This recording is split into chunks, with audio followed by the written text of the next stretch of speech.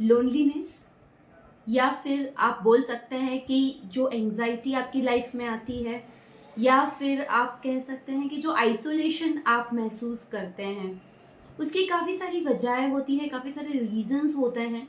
और ये एक दिमागी बीमारी तक हो सकती है अगर आप लंबे समय तक पिक्यूलर आइसोलेटेड फॉर्मेशन में रहे, या फिर अगर आप विदाउट एनी गोल लोनली रहे, जो बहुत डीप डेप्थ में चला जाता है। जो इंसान अकेला रहता है बहुत लंबे समय तक, उसको काफ़ी सारी दिमागी बीमारियां हो सकती हैं। और उसके साथ साथ एक ऐसा सिंड्रोम डेवलप हो सकता है जिससे कि वो इंसान की एक दिमागी पैटर्न ही वैसे बन जाती है। नमस्कार, दिस इज प्रोफेसर डॉक्टर कृति वजीर, दैव्य व्याप ग्रुप और साई बिजनेस क्लब की तरफ से आपका स्वागत करती हूँ मेरी छोटी सी हेल्थ टिप में।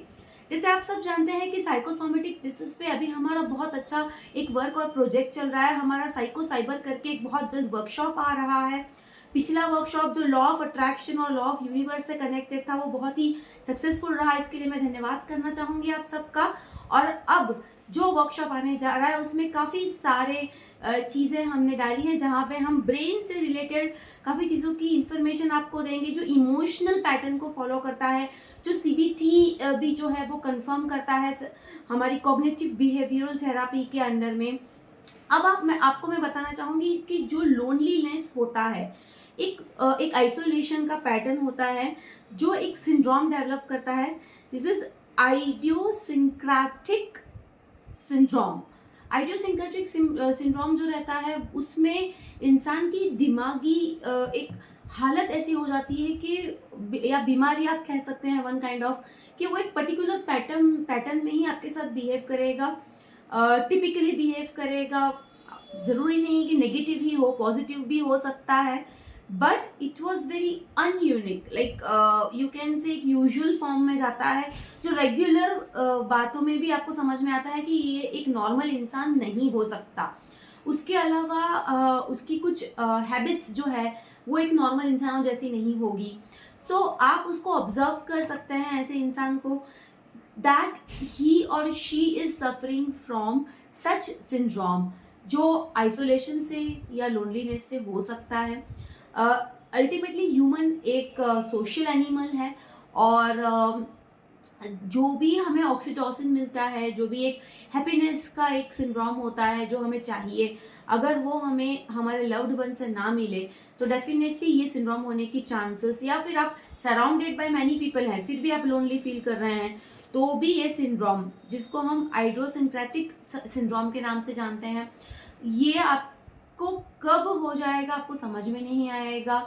आप खुद को या बहुत ही ज़्यादा सुपीरियरिटी कॉम्प्लेक्स से आप पीड़ित है, या इंफीरियरिटी कॉम्प्लेक्स से आप जूझ रहे हैं, तो भी आपको ये चीज़ हो सकती है।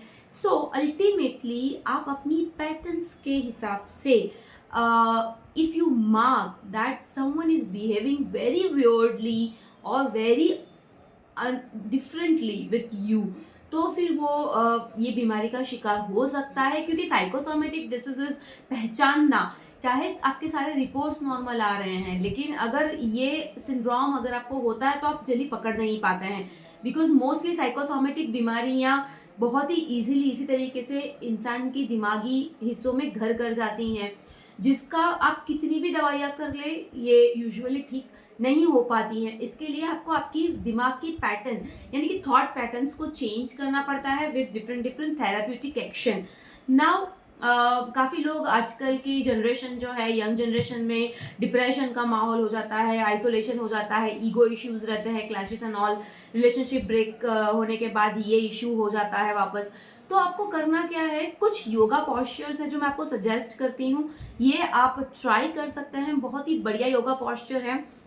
सबसे पहला तो आप इजी सुखासना में बैठ सकते हैं रेगुलरली, लेकिन याद रखिए आपकी स्पाइन स्ट्रेट होनी चाहिए। हम मोस्टली कहते हैं कि स्पाइन का बहुत ही बड़ा हमारा रोल होता है हमारी बॉडी में। So you have to keep your spine straight as much as possible.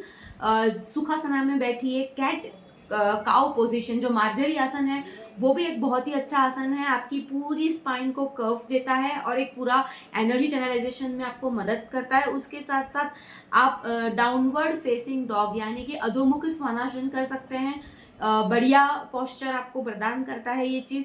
Tree pose, आप अगर आप लोनलीनेस, आइसोलेशन से परेशान हैं, तो आप फ़ोकस या कंसंट्रेशन से जुड़े हुए भी आसनास कर सकते हैं, जहाँ पे ट्री पोज़ है, या फिर आप विपरीत करनी कर सकते हैं, आपके दोनों लेग्स को वॉल पे रख के, ये भी एक बहुत अच्छा है। चाइल्ड पोज़ कर सकते हैं रिलैक्सेशन के लिए, जिसको हम बालासना कहते हैं। बहुत सारे ऐसे आसना हैं जो रिलैक्सेशन देते हैं और आपकी स्पाइन को स्ट्रेट रखते हैं। ऐसे आसनास आप ज़रूर प्रैक्टिस कीजिए। उसके साथ साथ आप एक बैलेंस डाइट फॉलो कीजिए। बैलेंस डाइट का मतलब है आपको सारी चीज़ें खानी है, लेकिन जो शुगर की मात्रा है वो आपके फूड डाइट में ओनली 8% होनी चाहिए। ज़्यादा शुगर इंटेक आपके लिए हानिकारक हो सकता है। जितना भी बैलेंस डाइट, 100% डाइट में से कितना परसेंटेज प्रोटीन खाना है, कितना परसेंटेज कार्ब्स लेना है, यानी कि मैक्रो न्यूट्रिएंट्स को आपको बैलेंस करना है।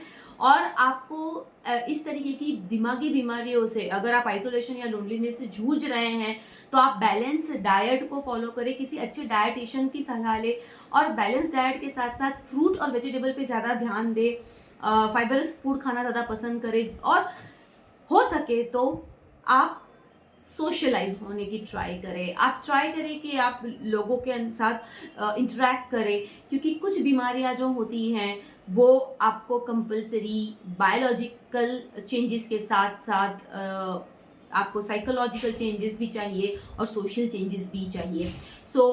मैं आशा करती हूँ कि जितने भी लोग ये वीडियो देख रहे हैं, उसमें से अगर किसी को भी ये प्रॉब्लम है, या आपके इर्द गिर्द अगर आपको ये चीज़ दिख रही है, कृपया करके आप हमारा संपर्क कर सकते हैं। थेराप्यूटिक एक्शन से हम इस चीज़ को ठीक कर सकते हैं।